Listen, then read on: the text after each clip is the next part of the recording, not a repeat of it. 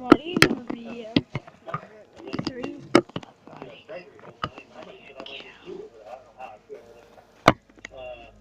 We don't have any way of knowing how many dinars are inside the building versus outside the building. We have estimated. I think KOK and I tried to do this one time at somewhere between 6 and 7 trillion. But that's we just don't know. I'm running back out. It's 40. Now, that was in the U.S. I don't, and then the rest, there might be maybe another 10 around the world. I don't know. Yay! There's just no way to know. But I do know one thing: they're making money selling dinars, so I suspect they're a part of few of them outside. Yeah. Yeah, I did some research this was a couple of years ago, and I found a document from the CBI. This was in the early days, and when Shabibi was in charge. And people have to understand that the central bank issued some Iraqi dinar through the trade bank of Iraq to be sold on the world market, what they called a controlled fleet. Now, how much that was, it was not stated, but if you talk to some different individuals, dinar dealers, you can kind of get a general ballpark in the 6 to 10 trillion range. And if that's still out there, if there's more, there's less, we don't know. I don't think the distribution or the sale outside the country has occurred in a while, although it may. But a lot of the dinar that's going through dealers now is recycled. People get tired of the investment, they sell it back, it goes back out, it gets resold. So it doesn't necessarily have to keep flowing from Iraq into the world marketplace. That being said, if we're hypothetically saying there's 6 to 10 trillion, then you're talking about 20 to 30 trillion that is in the economy of Iraq, and that's what they want to reduce. Right. So, okay, well, my main question was just that we're going to have to run the fire drill with our own currency, trying to get the 50 and 100K notes. No, I think we talked about before that it's really not in their interest. That they're trying to create a banking environment that is, an environment that would support investment, and to doing monetary reform that would discontinue the notes or cancel notes or anything like that wouldn't be conducive to building any kind of stability or confidence in Iraq. And so, Shabibi said many years ago that they had no intention of discontinuing them, that they would honor through the transition period for up to 10 years.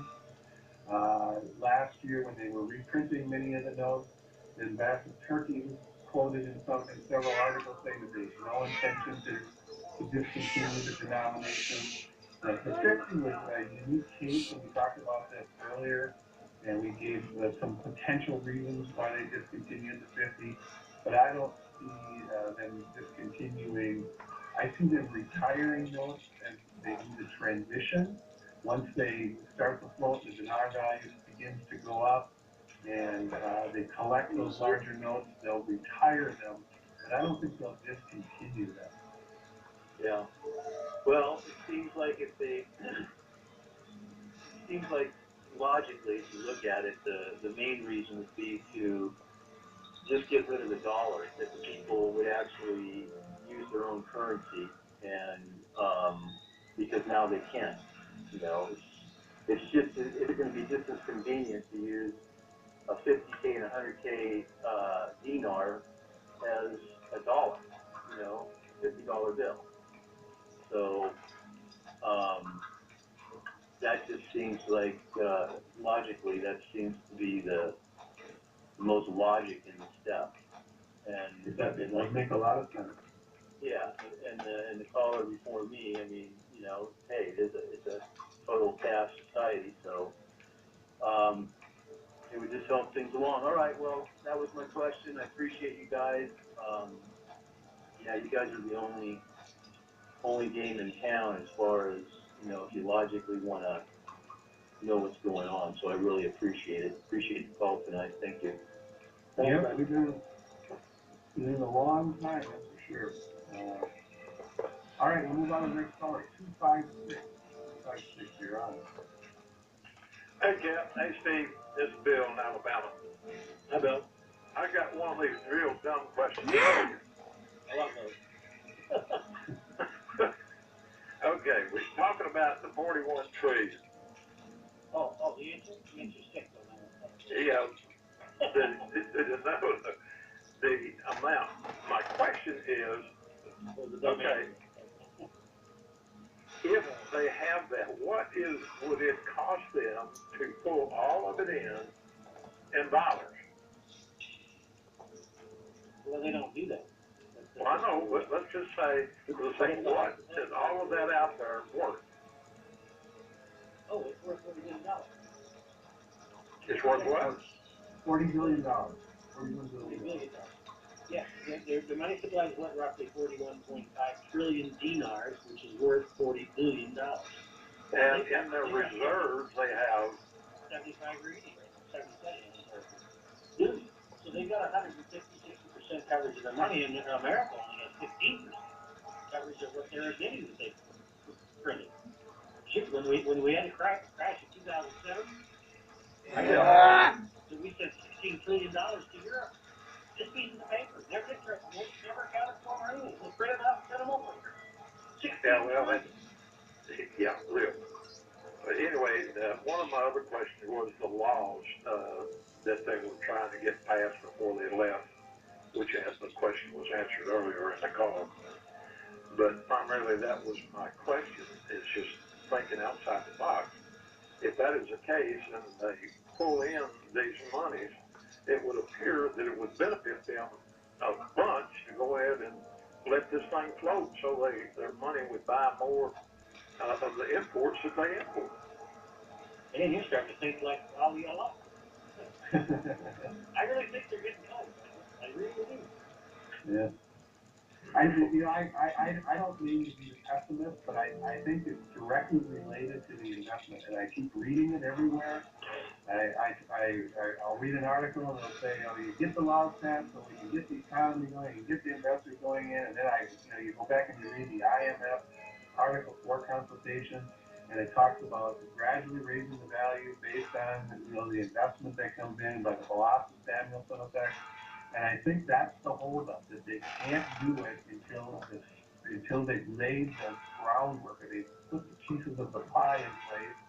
Because if they do it now, there's nothing to drive the rate up. And I think they're directly related, and so I think you'll see it happen as soon as the laws and and the stability, and like they say, as soon as they create that environment. It doesn't have to be a perfect environment, but it has to be an environment where that there's like Steve has always said, there's going to be the Wild West. Next you know what? It's kind of like the chicken and the egg argument. Which comes first? You want to bring in the investment so you'll know that the value of the dinar is going to go up. But then on the other hand, until you go to a float and make the currency international tradable, the investment's not going to come in. So it's who's on first? You know what I'm saying? Yeah, I understand. What is so difficult? So I think what you're going to do, I really think, based on what we're seeing today in our conference call, is this reduction of the 18 private banks to basically giving away the dollar for free without any commission on their part at 11.93 is going to force the market rate, the street rate, right down to the 11.95 area where it has to be for them to be comfortable to move to a float. So I wouldn't be a bit surprised if shortly after that gets there and hangs in there for a couple months, that irrespective of going to Article 8, that they would begin the float, because they can then feel comfortable that the rate of the dinar at the street level is at the market, or is at the official level. And so then when they go to the float, the two are inextricably linked together forever and ever after that. But at this point, they're 10% apart, and they don't want the public the bad PR. Going from an official rate to dropping 10% overnight on the day that they're going into the float, it makes people panic. Wait. They don't want that. Did we? I agree that they Did we actually? If they issue these two notes that they talk about, and the reason that they justify the purpose of issuing these two notes, if you believe that concept, which appears to be legit, because they've really done a good job explaining the purpose of it, that it's not something that you do and then you do nothing for a while. It appears it has to, because like they say in the article, it's I think a we just pre-step got or a you know, a prerequisite. Because composite once you super reduce the bad. note count, then Yay! wouldn't that create another problem, a lack We of got composite firms super in the bad, yes! country if you don't make that next step? And the next step, of course, would be to begin the transition into float. If you just do Yes, we that got step, composite super bad. it could create more problems. So I think that they do work hand in hand. The mix between I agree. Well, I don't understand Superman. what their problem for is not being able to pass the laws that would protect the investors that's investing in them. That looks to me like it's a no-brainer. Correct. It appears to be, but they, you know, there was an article today that came out, and it was somebody in the banking system said, you know, we need to pass the law of banking insurance that guarantees the right of people's money on deposit so that people are willing to give their money to the banks. And this gentleman in this article squarely put it on Parliament as if the law has already been written and it's waiting for them to pass it, but it hasn't passed. And there's nobody that's holding it up other than Parliament, the way that article was written. It wasn't stalled, it wasn't being reviewed, it was squarely on the hands of Parliament. And, you know, if that's the case, you know, that's what's holding everything up is their inability to get 230 MPs to say yes. Yeah. Well, I appreciate what you guys do. I appreciate the call. We need to have more of them. Keep us abreast. I appreciate you both. Thank you much. All right. Take it. Take care. We're going to take one more call. Area code 615. We're just pushing 2 hours now, so 615, you're on. Hey, thank you. I'm going to pass with the question because y'all have previously answered it with some other callers. So thank you. Have a good night. Enjoy the call. Thanks for sticking around to tell us that. That's great. Yeah, thank you. Have a good night. Yeah. All right, well then, Stephen, final thought? Yeah, you did. I thought I was going to get my permit. Which have been done. We'd have a good time. Yeah, we did. I think we covered, you know, those, like you said earlier, there's a lot of us that are in the forums every day that are probably pretty much abreast of what's going on, but, you know, there are occasionally someone who gets tired of these guru calls and they're stumbles on our call, and, you know, that's a good thing, because now they're hearing the truth and everything, and so, this gal is still on that was on earlier. We don't have calls every day. We all volunteer our time to research this stuff, and so our calls are, you know, Every now and then. Every now and then, or you see a reason to have a call, and you need to go to the website, click on the conference call box to find out when we're going to have a call, or listen to a replay. So it's not on a regular schedule like these gurus do that, you know, have obviously an agenda. So